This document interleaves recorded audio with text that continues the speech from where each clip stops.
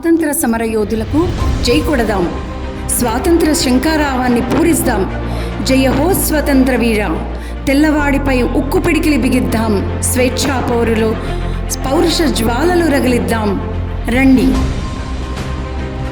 మిరియాలు, దాల్చిన చెక్క, ఏలకులు, లవంగాలు, పసుపు, అల్లము, ఇప్పుడు ఇవన్నీ వంటింటి అల్మారాలో డబ్బాల నిండా ఉన్నాయి. కానీ ఒకప్పుడు వీటి కోసం దేశ దేశాల నుండి వ్యాపారులు వచ్చేవారు. వాటి బదులుగా బంగారం, వెండి ఇచ్చి మరీ కొనుక్కొని వెళ్ళేవారు. క్రీస్తు శకం 1వ శతాబ్దంలోనే ప్లినీ ద ఎల్డర్ అనే రోమన్ చరిత్రకారుడు మసాలా దినుసుల కోసం ప్రపంచ బంగారాన్నంతా మన దేశంలో కుమ్మరించేస్తున్నారని రాశాడు. అలా మొదలైన ఈ సుగంధ ద్రవ్యాల వాణిజ్యం కేవలం వ్యాపారవేత్తలకు లాభాలు తెచ్చిపెట్టడంతో ఆగలేదు, ఏకంగా దేశాల సరిహద్దుల్ని మార్చేసింది. వలస పాలన అనే సరికొత్త పద్ధతికి తెరతీసి కొత్త కొత్త సామ్రాజ్యాలను సృష్టించింది. పలు దేశాలను పరాయి పాలనలో మగ్గేలా చేసింది. వాటిలో మన దేశం ఒకటి. ఏకంగా 200 ఏళ్ల పాటు బానిస శృంఖలాల్లో ఉన్న ఈ దేశం ఏమేం చేసిందో తెలుసుకునేందుకు ఓసారి అలా చరిత్రలోకి వెళితే, ఏకై వచ్చి మేకై పాతుకుపోయినట్లు సంపదనంతా కొల్లగొట్టుకుపోతున్న ఆ బ్రిటిష్ పాలకులను తరిమి కొట్టడానికి ఆనాటి భారతీయులు రకరకాలుగా పోరాడారు. ప్రాణాలను పణంగా పెట్టి ఉద్యమాల్ని నడిపారు. ఆ ఉద్యమాలే స్వాతంత్ర దిశగా ఒక్కో అడుగు ముందుకు పడేందుకు ఉపకరించాయి. భరతమాత బంధాలను ఛేదించి స్వాతంత్ర హారతి పట్టాయి. భారతీయులందరూ స్వాతంత్ర దిశగా 7 అడుగులు 7 ఉద్యమాలు సరిపారు. వాటి గురించి మా స్వతంత్ర యోధులు ఒక్కొక్కరు వారి యొక్క పాత్రను మీ ముందు పెడతారు. జై హింద్.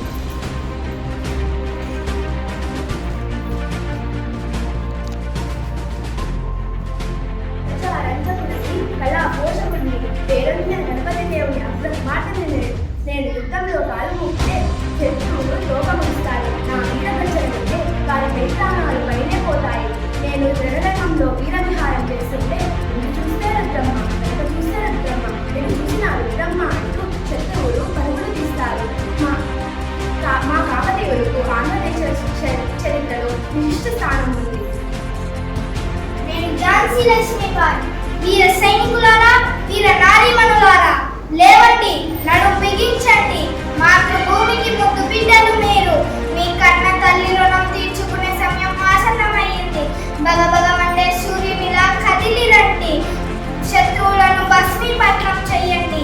ఈ తెల్ల దొరలను తరిమి తరిమి కొట్టి తిరిగిరాని లోకాలకు పంపించండి. సోదరా దేశ్ముఖ్, నా బిడ్డ బాధ్యత నీదే. మన భరతమాతను అవమానించిన నీచుడు, నికృష్టుడు మన కళ్ళెదుట నవ్వుతూ చూస్తుంటే వాని తల నరికి భరతమాత పాదాల చెంత పాతుకుంటాను. బ్రిటిష్ బానిస సంఖ్యల నుండి భరతమాతను విముక్తి చేస్తాను. నాతో వచ్చేదెవరు? రండి, కదలి రండి, బ్రిటిష్ బానిస సంఖ్యలను తెంచడానికి. హర హర మహాదేవ్, హర హర మహాదేవ్. అందరు గుర్తుపట్టలేదు కదా, ఝాన్సీ రాజ్య రాణిని, ఝాన్సీ లక్ష్మీబాయిని. మా గొప్ప చరిత్ర చెప్తాను వినండి. విదేశీయులు వ్యాపారం కోసం భారతదేశంలో అడుగుపెట్టి రకరకాల చిత్రాలతో భారత భూమిపై పెత్తనం పెంచుకుంటూ వచ్చారు. నేను దత్తత తీసుకున్న విధానం చెల్లదని ఝాన్సీ రాజ్యాన్ని పిలవమన్నారు. నేను నా రాజ్యాన్ని, నా దేశాన్ని విడిచే ప్రసక్తే లేదు.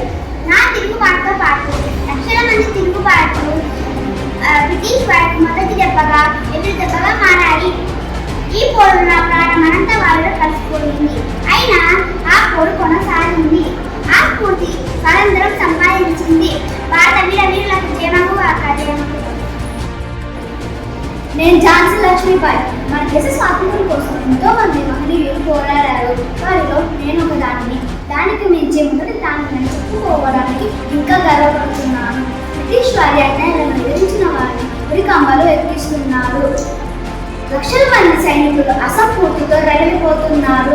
2 వీరుల బిడ్డల నీతిపై పోరు సాగిద్దాం. చరిత్రలో మన త్యాగాలు మొదటి స్వాతంత్ర సంగ్రామంగా నిలిచిపోతాయి. భారత మాత వర్ధిల్లాలి.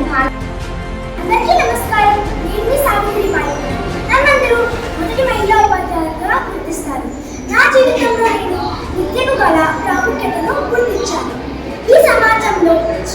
పురుషులు అందరూ సమానం, అందరికీ ముద్ద లభించాలని నా వంతు కృషి చేశాను. ఈ సందర్భంగా నేను నా భర్తతో కలిసి మొదటి బాలికల పాఠశాల ప్రారంభించాను. మేము ఎన్నో కులాంతర వివాహాలు, ఇంకా ఎన్నో వితంతు వివాహాలు చేశాము. ఆ సమయంలో ఎందరో నన్ను అవమానించారు. అవన్నీ అయిపోయి మన సమాజం అభివృద్ధి కోసం ముందుకు సాగాను. విద్య అందరి హక్కు. ఆ హక్కును అందరూ ఉపయోగించుకోండి. సమర్థవంతమైన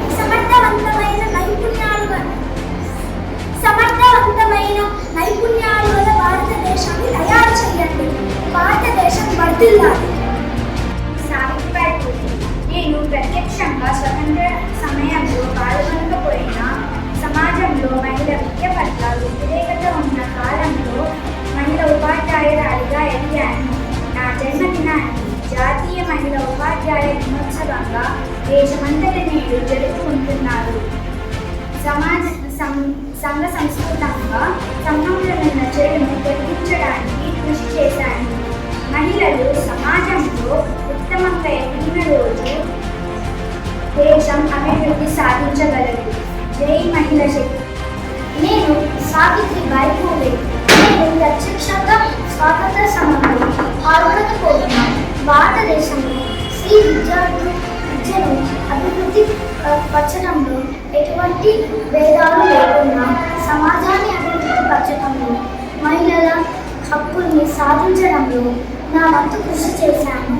స్త్రీ విద్యావంతురాలైతేనే కుటుంబం, సమాజం అన్ని అభివృద్ధి సాధిస్తాయి. మన భారతదేశం అజ్ఞాన స్థితి నుండి విముక్తి పొందడానికి కృషి చేశాను. నా కృషి ఫలించింది. జై భారత్. నేను మదన్ మోహన్ మాలవే.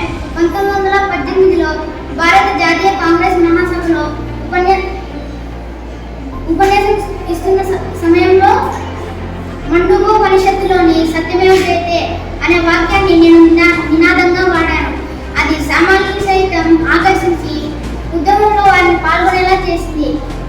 అదే చివరిగా జాతీయ నినాదంగా మారి జాతీయ చిహ్నం కింద భాగంలో దాని నినాదంగా కూడా చేర్చారు. తెల్లవాడిపై ఊపిడిని బిగించి చివరికి సత్యమే జయించింది. సత్యమేవ జయతే, భారత్ మాతా కీ జై. నేను Sarojini Naidu. Nightingale of India అని అందరూ నన్ను ప్రేమతో పిలుచుకుంటున్నారు. గాంధీ భారతదేశం బ్రిటిష్ పాలనకు వ్యతిరేకంగా సహాయ నిరాకరణ ఉద్యమంలో, సత్యాగ్రహ ఉద్యమంలో పాల్గొన్నాను. స్వాతంత్ర్యం కోసం నిరంతర ప్రయత్నం కొనసాగించాను. భారత జాతీయ కాంగ్రెస్ మొదటి మహిళా అధ్యక్షురాలిని. క్విట్ ఇండియా ఉద్యమంలో పాల్గొన్నందుకు బ్రిటిష్ వారు నన్ను జైలులో 21 నెలల పాటు పెట్టారు. భారతదేశం స్వాతంత్ర్యం పొందిన తరువాత మొదటి మహిళ గవర్నర్గా మరణించే వరకు నా మాతృదేశానికి సేవ చేస్తూ మాతృభూమి రుణం తెచ్చుకున్నాను. జై. నేను భీమ్రావ్ అంబేద్కర్ని. విద్యార్థులారా, మంచి సమాజం మంచి పౌరులతోనే సాధ్యం. భారత పౌరులైన మీకు కొన్ని విషయాలు చెప్తాను. వాటికి శ్రద్ధగా వినండి. నేను నా దేశం. వీటిలో అత్యంత ముఖ్యమైనది నా దేశం. ఎవరో వేసిన సంఖ్యలను వారే వచ్చి తీయమనే కన్నా మనమే వాటిని ఛేదించడం మేలు. నీకోసం జీవిస్తే నీలోనే నిలిచిపోతావు. అదే జనం కోసం జీవిస్తే జనంగా నిలిచిపోతావు. శీలం, వినయం లేని విద్యావంతుడు జంతువు కన్నా ప్రమాదకరం. మండిన కొవ్వొత్తి మనది అన్నట్లే గడిచిపోయిన కాలం తిరిగి రాదు.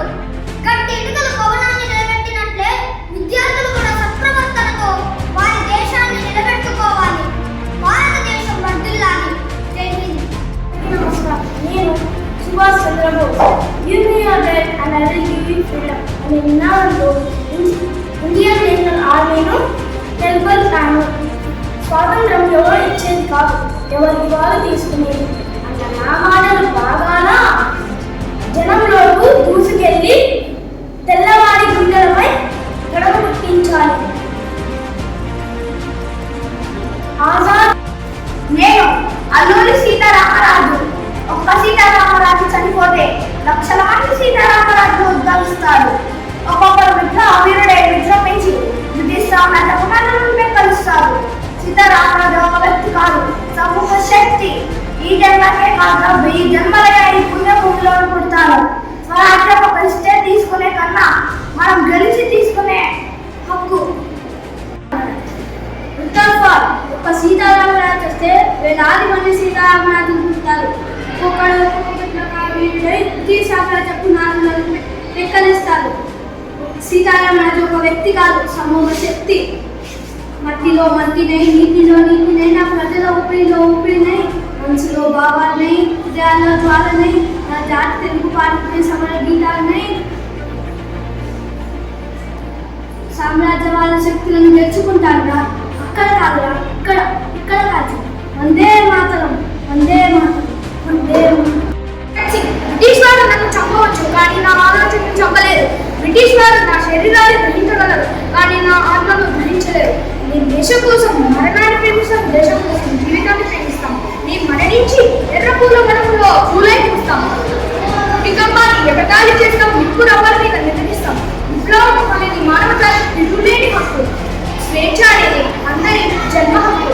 మీరు దీనిలో కూడా స్వేచ్ఛగా ఉండి భారతదేశ స్వాతంత్రం కోసం దీక్ష పూనాడు. దీక్షలో భాగంగా మీరు భారత వీరులు స్వాతంత్రాన్ని దక్కించుకున్నారు. జై హో భారత్ వీర, జై హో భారత్ వీర. నేను ప్రీతిలత వాదేదారు, చరిత్రకెక్కని యోధురాలు. కాబట్టి మేము అంతగా సుపరిచితురాలిని కాదు. గుర్తింపు కోసం నేను ఎప్పుడూ ప్రాకులాడనుకున్నాను, కానీ స్వాతంత్ర సాధనలో నేను ఒక సంఘటనే. బెంగాల్ ప్రెసిడెన్సీలోని చిట్టగాంగ్లో ఉన్న యూరోపియన్ క్లబ్ ముందు ఆంగ్లేయులు భారతీయుల గురించి చాలా నీచంగా రాతపోటును పెట్టారు.